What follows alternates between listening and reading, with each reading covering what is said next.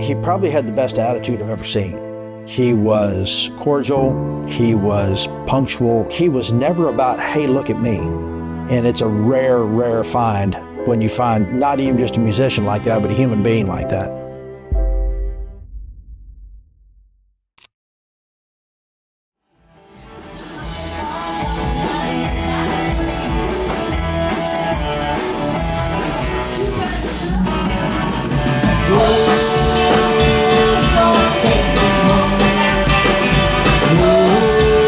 We are Katie and the Flamethrowers.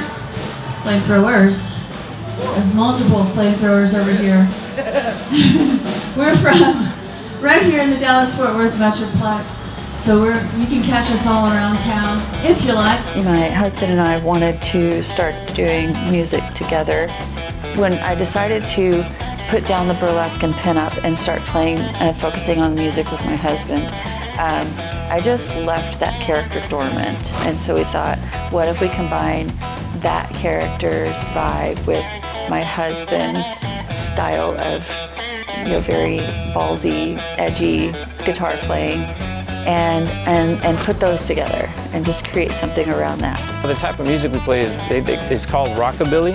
It's actually really fun to play. It's for like a fairly specific crowd.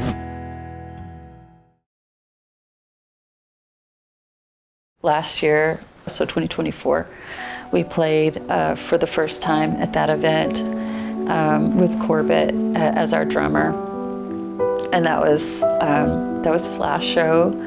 We were getting ready to play a show. We were maybe a day and a half from that show when we got the news. Yeah, and we were just absolutely crushed. I had 4 or 5 missed calls on my phone, and to be honest, there was a time when we didn't know if we wanted to keep doing this. We were that hurt by it. It was devastating. After some talking and healing and soul searching, whatever, we decided to press on, and it left a dent. It left a serious dent. So it meant a lot to be able to go back there and do it again. Even with the new players that we love, but it's hard. It's hard without Corbett. Even though I played with him one time, but it didn't feel like it was just one time from that one gig. It felt like we kind of had played a bunch of times, but really, in reality, we haven't. So it affected me quite a bit. I think it affected the band as well. And the way he brought his energy to the group, I think, is definitely going to be missed. Such a special time. Corbett was the kind of guy that you spent 10 minutes with and felt like you knew him your whole life. Being able to go back and do that show there at Art in the Park was just kind of brought all that back to the memory. With him being in the space and being there and looking down, it was a really special time, and we were just extremely honored to be able to do it. At his memorial service, they at the end of the service, there is the little photo montage of that they play for. It kind of shows his high school and all that type of stuff. And the last photograph that was in that photo montage was him at District 121 playing that show with us.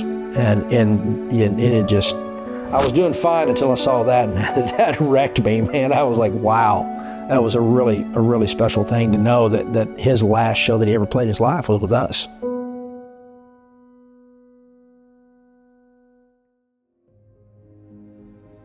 I didn't know if I would be able to even think about auditioning a new drummer.